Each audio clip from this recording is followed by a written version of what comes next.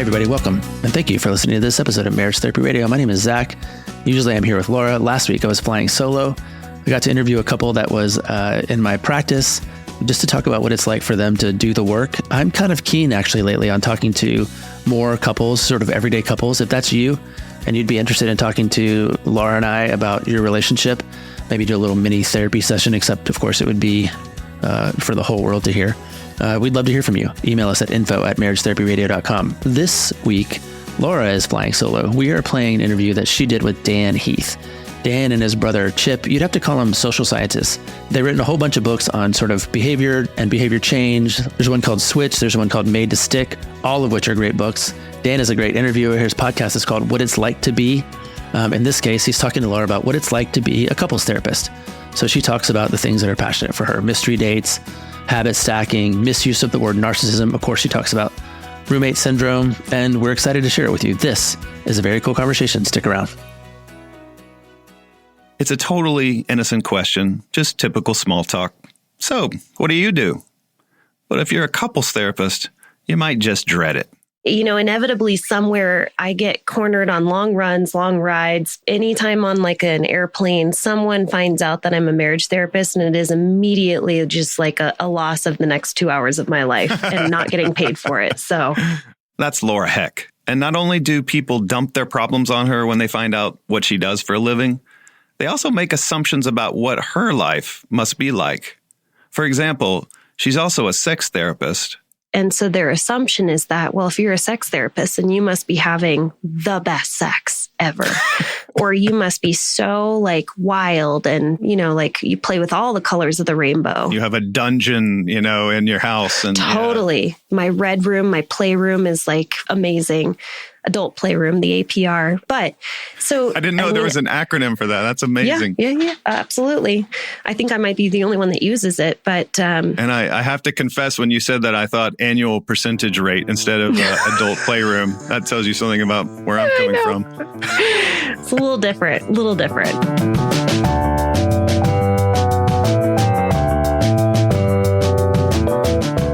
I'm Dan Heath. On each episode of What It's Like to Be, we interview someone from a different profession and learn about their work.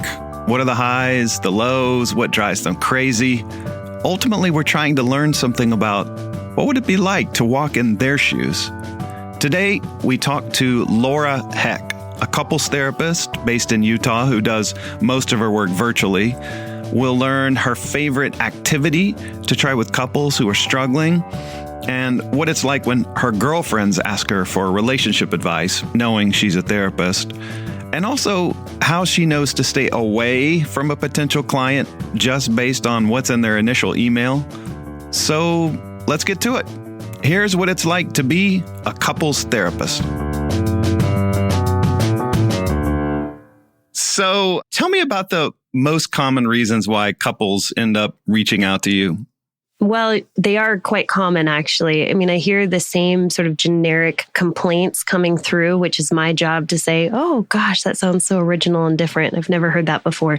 Why don't you give me some details of what that's looking like? But most people are going to say, we're coming in because we are having trouble communicating. So communication, we aren't having sex, which is sort of a symptom that they are aware of their intimate connection. Mm-hmm. Conflict isn't going well. It's escalating and it's getting out of control. Or, you know, we have conflict and we don't want to do it in front of the kids this way. It's okay behind closed doors, but not okay that it's happening in the kitchen. Roommate syndrome. A lot of people are feeling like we're buddies, we're friends, but we've kind of lost that spark. Those are the 4 primary reasons why couples are coming to me. And it's really my job to become a bit of a detective and get them to add more language to it, because those are sort of the popular phrases that they like to use, but it is unique when it comes to their relationship. So I'm asking a lot more questions. So let's say you've got a new client, it's a first session. What are you watching for in that first session, just to give you a sense of how to navigate what you're trying to do? Yeah. I mean, I'm always paying attention to folks, and it's really interesting. I'll check in a lot. I might reflect back to them something that I'm observing and just asking what that's about, because I have a lot of assumptions as to, you know, I can see that you might be getting emotional right now. There's tears in your eyes. What is that about? Tell me what tears mean to you, because tears, I could make a ton of assumptions as to what tears might mean. I might make the assumption that they're emotionally flooded. They're in fight or flight. And they might say, oh, Laura, I cry all the time. I cry at, commercials or football games or whatever. And I'm like, okay, great. That's really good information. So I'm watching them physically. Another thing that I'm paying attention to is the way that they tell their story. So this is kind of neat. If I was to bring a couple in, I want to hear after I've heard about all the things that they think I can help them with, right? So tell me about what's not going well and how you think I can support you. And then what I start to ask them is, okay, now I want to know about the history of your relationship. Can you just describe to me from the very beginning, like what were you drawn to? What were you attracted to in your partner? And I let them sort of tell the story. And I'm really looking at the tone or like the lens in which they're viewing, because the lens that they're telling the story of their past is very clearly aligned with how their relationship is going today. Are they viewing their past relationship when they were in love and in limerence through rose-colored glasses, or is it tainted because they've been in negative sentiment override for so long in the relationship? And so is it better for the couple's future if they maintain those rose-colored glasses? Oh, absolutely. Yeah. I think a lot of people assume that rose-colored glasses is pretty inaccurate, but that's really what we're hoping for, is that you have the ability to really look at the positives in your partner and see the things, have grace for the things that are annoying with your partner. But, can you tolerate their faults? And we find that after so long of being in this negative space, you no longer tolerate their faults. And you have a very short fuse when it comes to your partner. But ideally, we're looking for rose-colored glasses. But as you can imagine, by the time folks come into my office, those rose-colored glasses have been in the back of the drawer for far too long. And we got to kind of like search through a lot of clutter to get to them. Something just struck me. This is a weird question, but I can completely understand how your job is interesting and satisfying and rewarding. Is it ever just fun? That's a really good question. Is my job fun? I think that there's definitely times that pique my interest, especially when I'm working with sexuality, of trying to help couples to tap into that play and that fun side of them. Oh gosh, I had actually a couple, I hadn't seen them for 2 years, and they checked in with me. They came back and they said, Laura, we just want to give you a heads up, kind of give you a little bit of a story as to where we're at right now in our relationship.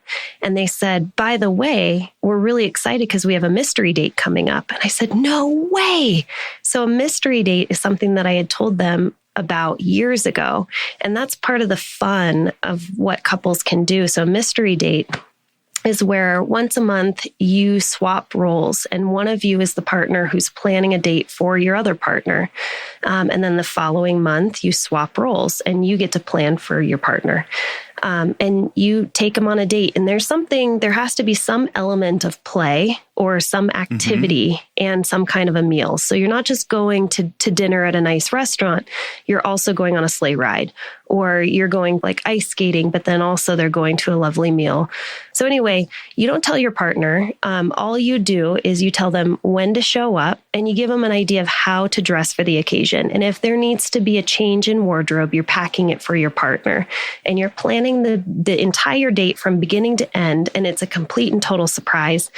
The only time they figure out what they're doing is when you pull up to the ice skating rink, or you pull up to, the horseback riding spot or whatever it might be. And then they're going, oh my gosh, are we going horseback riding? You're like, absolutely. And I brought you a change of clothes. So the mystery date is a lot of fun. It's entering novelty and excitement and play into the relationship. And I get excited talking about those things with couples, especially if they are really grabbing onto, yes, this is something we can incorporate, and we've been dying for some ideas. God, what a great idea. I feel like I'm motivated to do that with my wife now. Oh, it's so fun. It is so fun. I was curious, do you have like a favorite activity or exercise or prompt that you like to give the couples you see? Oh, man. I just had a workshop actually this last weekend, and kind of off the cuff, I'm really big into habits. How do you maintain habits over the long haul? And so I'm oftentimes talking to couples like, how do you actually take the information that we're talking about and put it into practice in your own home? So the exercise that I have them do is called habit stacking. And I have them take a sticky note and they put it next to their toothbrush. And at some point during the day, they will brush their teeth. I know that's going to happen.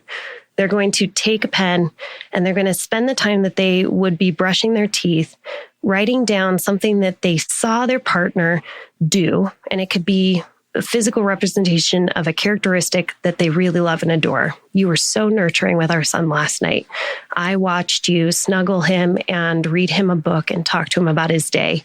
And I really love this about you. So you're going to write it on the sticky note and then you're going to just put it up on the bathroom mirror. So this is called sticky note appreciations.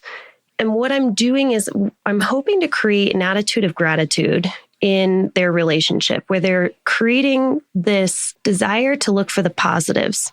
What's going right in the relationship? What do you love and appreciate about your partner? Because whatever we look for, we're going to find. And we just need to kind of turn that volume up and turn the negativity volume down. If you look for the negatives, if you look for the things that are driving you nuts about your partner, you're going to see them because your partner's annoying from time to time, but your partner is also lovely and wonderful.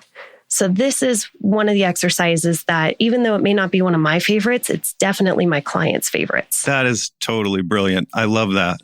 Yeah. Because, what's interesting about it is, it's not just the activity. It's also the fact that it's almost like you're giving them a new lens to perceive their partner's behavior throughout the day. That's totally it. They're kind of raising their alertness to the good things. Yeah. Yeah. A lot of people are like, oh, so this is kind of like the 5 love languages, right? Words of affirmation. I said, sure, this might feel really good to receive a sticky note from your partner, but that's not actually the purpose of this. The purpose is to create a habit of mind where you're scanning for the positives, and it gets easier with time. So the more you start to tune into what do I appreciate, what do I admire, what do I respect, the easier it becomes. So you said the habit stacking is kind of a crowd favorite. What's your personal favorite to facilitate? One of my favorite sort of interventions that I really love doing, it's called doing a Dan Weil. Dan Weil is a probably lesser known famous couples therapist, brilliant gentleman, just passed away this last year. But one thing that Dan Weil will often do is he will speak for his clients. And what you're doing is you are taking what can often be a lot of pain and a lot of frustration that is being directed at their partner, and you're softening it, and you're really saying what's deep down in their heart. And you're making a lot of assumption as a therapist, but often you are right. And so, it's like I can sit back and I can see all of this anger coming from a client, and I'm just going to say, okay, let's just hold on for a second. I think I know what's going on here, and I'd really love to speak for you. And if I'm ever off, please stop me, but I'd really love to just see if I can understand a little bit better what might be going on for you. And then I start speaking from a place of vulnerability and softness of what's going on inside that we're protecting and probably not able to put words to. And I speak directly to the other person, almost as if I am embodying their partner. And it always brings tears to both people. Tears because it's like I could never find the words to say it, or I could never lay down my sword long enough to be able to tap into that softness. And then the partner who's hearing it, who I'm looking directly at and kind of embodying their partner, they're hearing their partner for the very first time in a whole nother way. And they're softening, and it immediately changes the dynamic in the room. Wow. Can you think of a recent time when you used that technique? Oh, yeah. This one actually was really powerful. The male in this relationship, it's a heterosexual relationship. The male in this relationship is going through a lot. He says, I think I'm going through a midlife crisis. I'm very emotional. He's always been emotional, but I just don't feel like my partner is there for me. And she says in so many words, why can't you just suck it up? Like, you are so needy. And I paused for a second and I said, let me just see if I can speak for you, if that's okay. And so I spoke for the female and I looked directly at the man in his eyes and I said, honey, when you're struggling and you're in pain and you're emotional, it's really scary for me. And I don't know how to respond to you. And I definitely don't know how to make it better. And I want to reach for you, but something stops me because I'm terrified and I don't know how to hold you. And so instead, I pull away and I tell myself that it's okay for me to pull away. And I know that that's not what you need in that moment. And I really want to get better at showing up for you. And his eyes are tearing up. She's tearing up and she's nodding along with me saying, yes, Laura, like that is 100% what's going on. I'm scared. I don't know how to handle your pain. And it was one of those moments in therapy where I got an email, maybe a few days later, where they said, you hit it right on the head. And I think, the nailing it piece, it's tough as a therapist sometimes. Like, you walk away from sessions, you're like, what resonated for them? Sometimes people are really stoic and you just have no idea. There's not a ton of feedback. So let's switch gears for a minute. I figure there are a lot of listeners out there who they've got great social skills. They give good advice to their friends and they feel like they can empathize with people well. They see multiple perspectives and probably many of them have been told maybe over the years or have wondered whether all that means they should be a therapist. I just want to get you to talk a little bit about what are the biggest differences between being like an armchair therapist to your friends versus being a therapist for your living. It's such a big difference. I was just actually recently on a girls' trip with like 6 other women, and I woke up early. I'm an early riser. I'm having a cup of coffee and I'm sitting across from this other woman and she's sharing personal details. And she said, I didn't know if this was okay because I know this is what you do for a living. And I said, well, I'll just be really clear with you. I'm probably going to have some tequila here in like T-minus 2 hours. And I just need you to know that when I'm with my friends, I don't show up as a therapist. I don't think as a therapist. I don't have the boundaries that a therapist has. I am here as a girlfriend. And, as a therapist, if you were talking about your relationship, I would be thinking from both perspectives. What is your perspective, but also what is the perspective of your partner? And how can I get you to have a little bit more empathy? If you're going to share the woes and miseries of your relationship, all I'm going to do right now is I'm going to empathize with you and I'm going to pepper you with compliments. I'm going to lift you up. I'm going to be another girl. And so I think I make that really clear with folks that you're incredibly boundaried while also being vulnerable as a therapist. But when I'm just showing up in my everyday life, I have to remind folks that I'm going to give the same advice that your mom would give, your girlfriend would give, and there's probably zero research or boundaries coming from me at that point. So it's basically about being an advocate versus being a referee or a coach. Yeah. Boy, it's referee. If there was like a dirty word that therapists probably don't like, it's referee. Tell me why. It's exhausting, first and foremost, to be a referee. And a referee is it's assuming that there might be sides that are taken. And there are certainly some modalities of therapy where you do absolutely take sides. But I would say for the most part, I don't want to be a referee. I really want to give you the skills to be able to be your own referee and put you in charge and in control of yourself.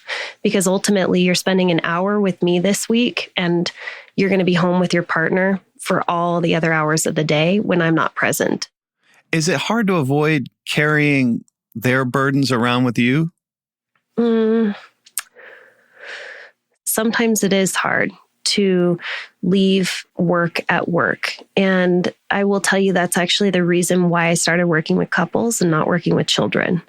I found that working with children left too much of the control out of my hands and out of their hands.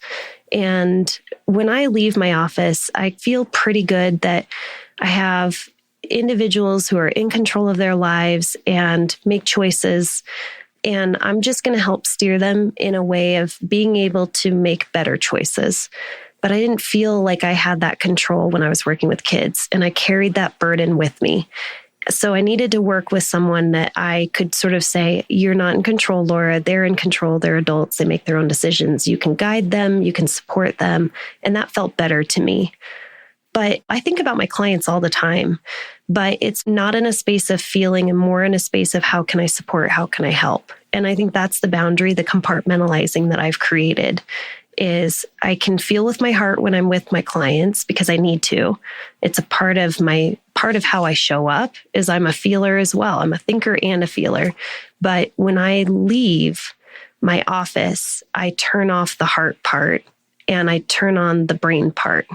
That's really interesting. I don't think I've ever put words to that, but it actually made a lot of sense to me as I was saying it. It makes sense to me too. I love the way you put it. It's like, my heart stays in the office and then I switch into thinking or cognitive mode later.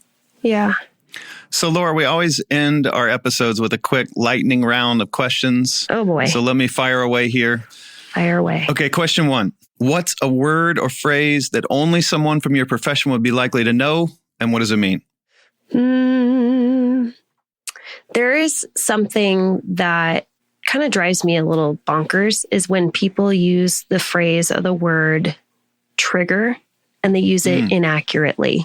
So, like you triggered me or I was triggered yesterday. And really all that a trigger is there is a threat that it may not be present, but your body is registering it from old information.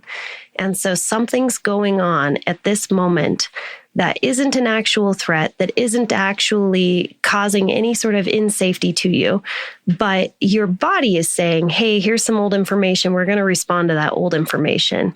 That's what a trigger is. And I think we use it so inaccurately, along with narcissism. Oh my gosh, is that a word and just an understanding? We throw that word around so much.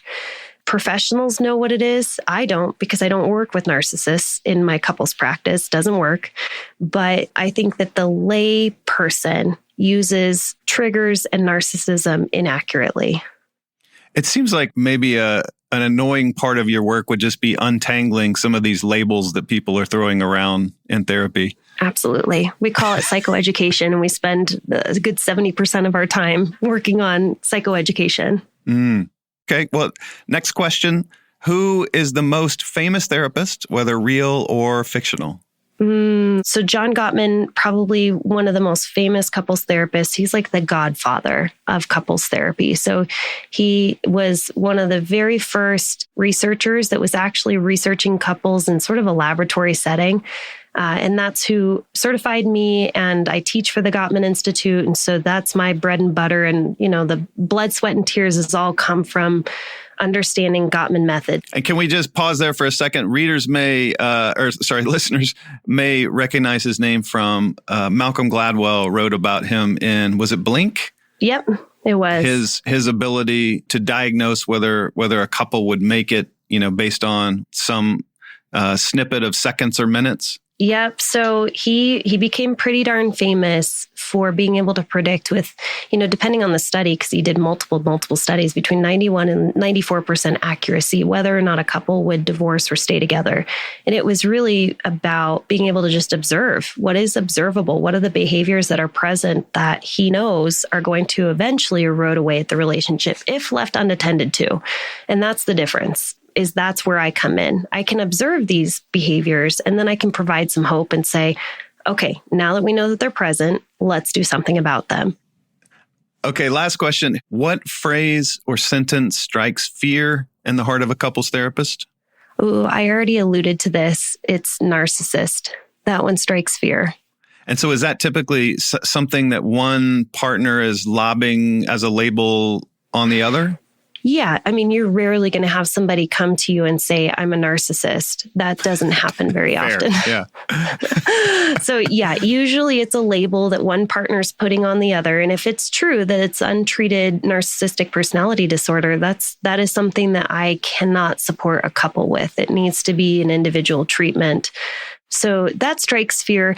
I kind of giggle at this one. It's sort of tongue in cheek is when I get an email and, it's probably 4 pages worth of here's our background and here's what's going on and here's how you can help us.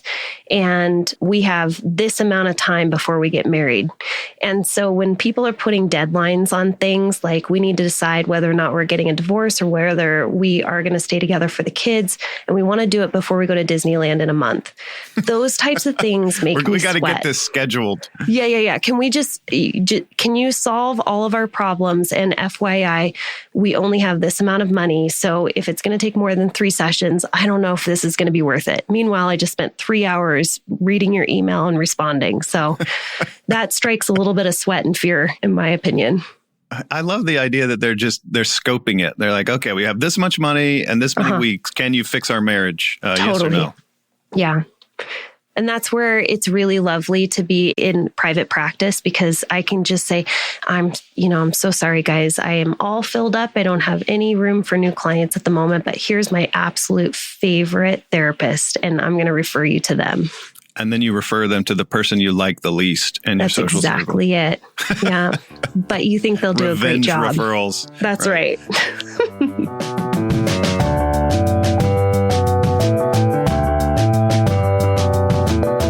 Laura Heck is a couples therapist who does online therapy sessions from her home in Utah. You can find her online at laurahechtherapy.com. That's HECK, laurahechtherapy.com. She's also co-host of the podcast Marriage Therapy Radio. One thing that struck me from this conversation was how for Laura to succeed in her job, she has to work through people versus for people. Like if a plumber comes to fix a leak at your house, he or she will just get the job done. You don't really need to understand what they do. They don't need to change your behavior. Versus a life coach, for instance, can't really accomplish anything for you. It has to be about what the work unlocks within you. And doctors, if you think about it, are a blend of the two. Sometimes they can knock out the problem themselves, solo, like a plumber with the right prescription or the right surgery. And other times they can only work through you, like with managing a chronic disease. And it was fascinating to hear Laura talk about how you work through couples to help them help themselves, the self-awareness they need to develop, and the new habits and the new lenses they need to see their partner in a more positive light. And also the qualities that the work requires of her to make all that happen: objectivity and empathy and patience. Folks, that's what it's like to be a couples therapist. Thanks again for listening to this episode of Marriage Therapy Radio and for this episode of What It's Like to Be with Dan Heath. If you haven't done so already, please remember to go over to Apple Podcasts and leave us a 5-star review. Give us a follow on Instagram. Make sure you share the podcast with people that you know and love that might enjoy hearing from us. And for all that, I'll give you a thank you. Thank you for the time and attention you're spending on making your relationship better today than it was yesterday.